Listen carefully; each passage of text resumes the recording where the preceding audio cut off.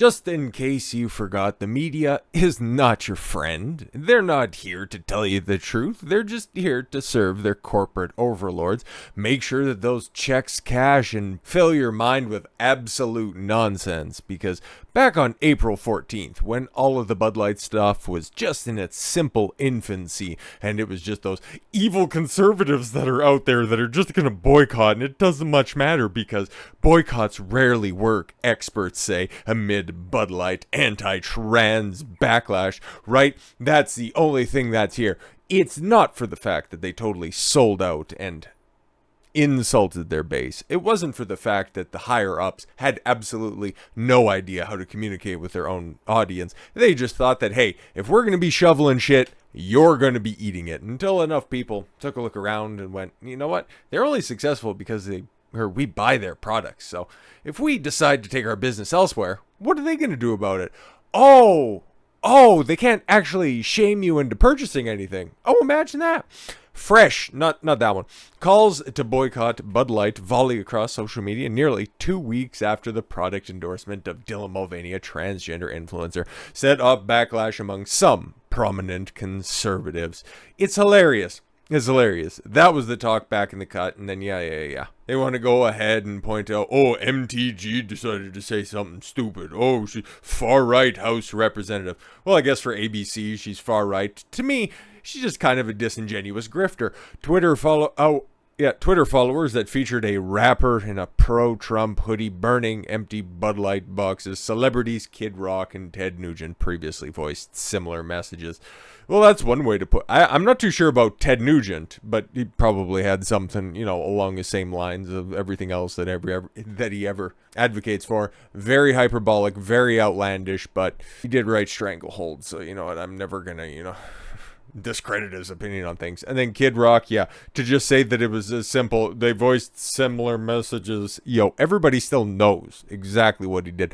Taking those packs out there, just lighting them up. Boo! Just right there. And then saying, fuck you, Bud Light, to the camera. That is nearly as infamous at this point in time as Dylan Mulvaney in the bathtub. Hopefully, the Kid Rock image is the lasting one, because I wouldn't want to inflict PTSD upon the world if it was the Dylan Mulvaney situation.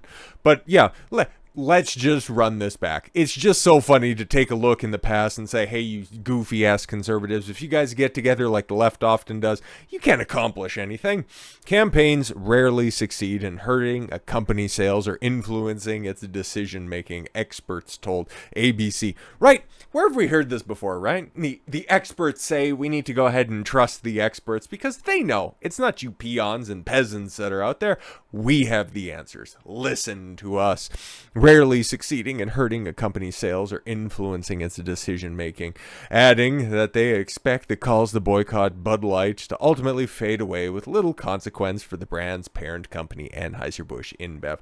God, it's so funny. ABC telling you this absolute dog shit advice that they're doling out right here. April 14th. We all know how this ultimately ended up going, but what's the latest scuttlebutt? Oh, it's directly from ABC News from 8 hours ago. Fucking hilarious. Thrown in their faces. Bud Light salespeople say boycott is hurting commission. What? No, I thought it rarely works. Oh, this is just one of those times. You could just, chalk it up to an aberration. There's not like there's any other corollaries or similar situations out there right now. Oh, what's that about Target? Fuck. Yeah. Listen to those experts. Trust the science, guys. Salespeople promoting Bud Light and the Florida-based distributor have grown accustomed to car horns, middle fingers, and jokes amid a weeks-long boycott. No, it wasn't supposed to last that long. Hey, ABC told you. But they say they have struggled to ignore thousands of dollars in lost commission pay to sales supervisors at the distributor, told ABC News. Typical salesperson of the distributor made roughly $2,000 less in May.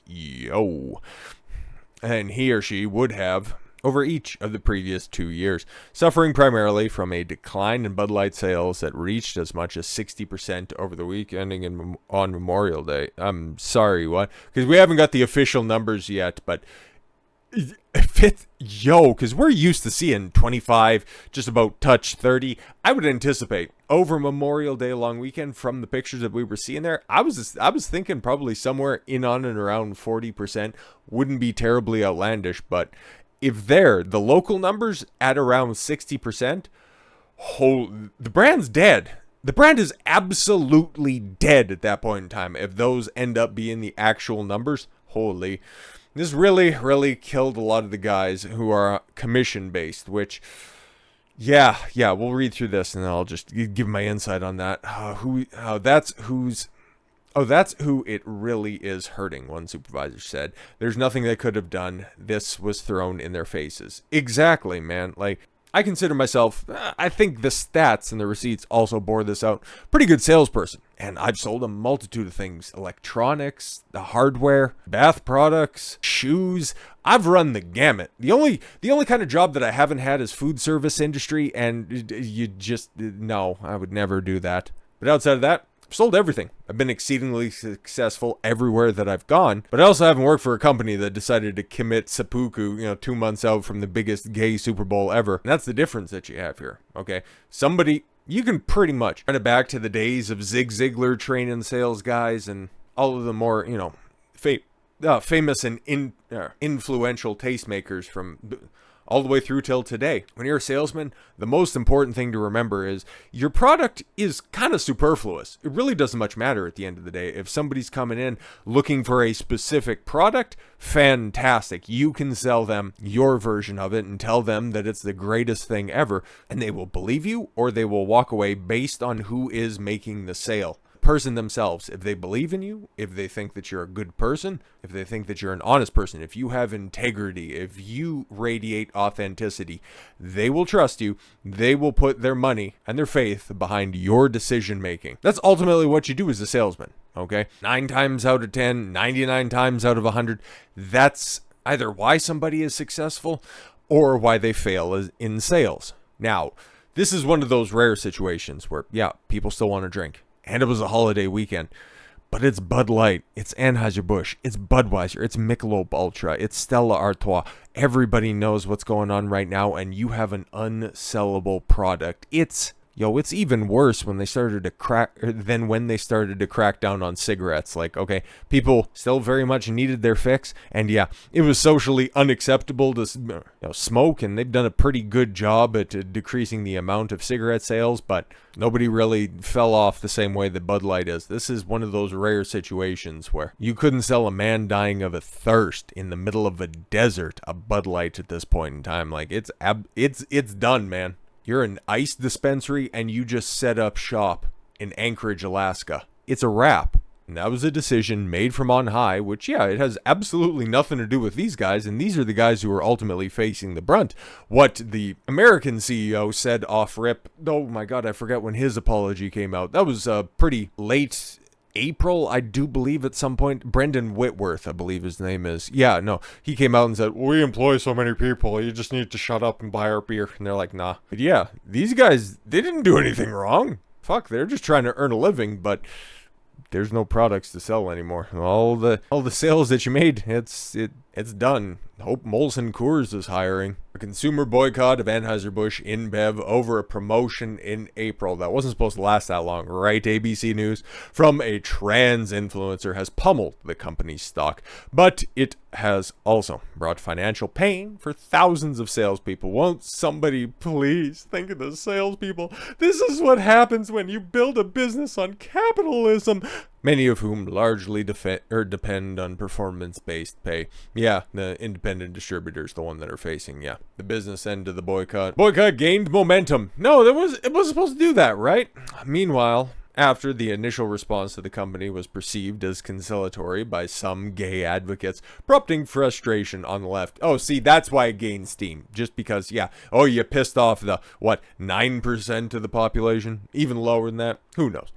Those losses have slashed the income of a salesperson who works for roughly 500 independent wholesalers that sell Anheuser-Busch beverages to restaurants, bars, and grocery stores, according to interviews with 2 distributor sales supervisors and Fredericks. Holy shit.